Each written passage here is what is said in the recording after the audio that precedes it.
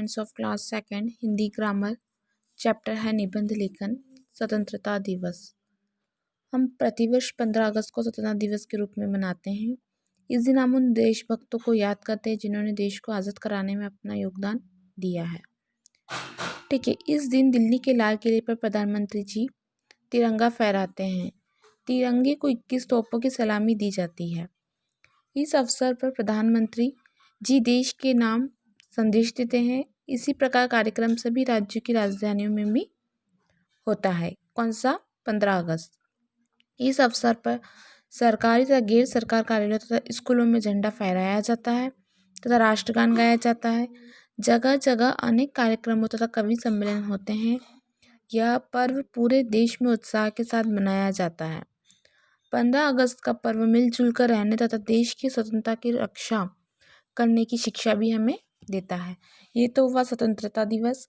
ये आप अपनी मर्जी से भी लिख सकते हैं कि हम अपने स्कूल में क्या क्या होता है स्वतंत्रता दिवस पर, उसके बारे में अपन इसमें लिख सकते हैं।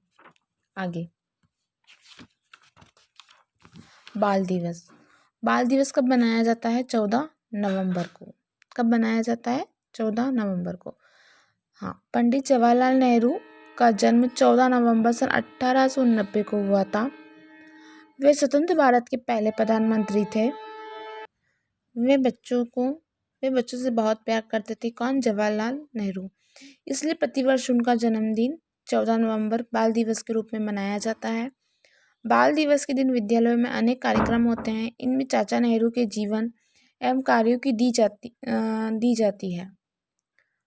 इन कार्यक्रमों से हमें चाचा नेहरू के समान आदर्श व्यक्ति बनने की प्रेरणा मिलती है। बाल दिवस वास्तव में बच्चों का दिन है। बच्चे ही देश के भविष्य हैं। बच्चों की उन्नति में हो देश और समाज की उन्नति है। बच्चों के कल्याण के लिए प्रयास किया जाना चाहिए। बच्चों को भी चाहिए कि चाचा नेहरू के जीवन से प्रेरणा लेकर उन्हीं के सम्मान विद्वान, देशभक्त एवं श्रेष्ठ बने। किसके अनुसार? पंडित जवाहरलाल नेहरू। इनका जन्म 14 नवंबर को हुआ था। इसीलिए इसके उपलक्ष्य में क्या बनाया जाता है? चिल्ड्रंस डे बनाया जाता है। मेरा प्रिय अध्यापिका।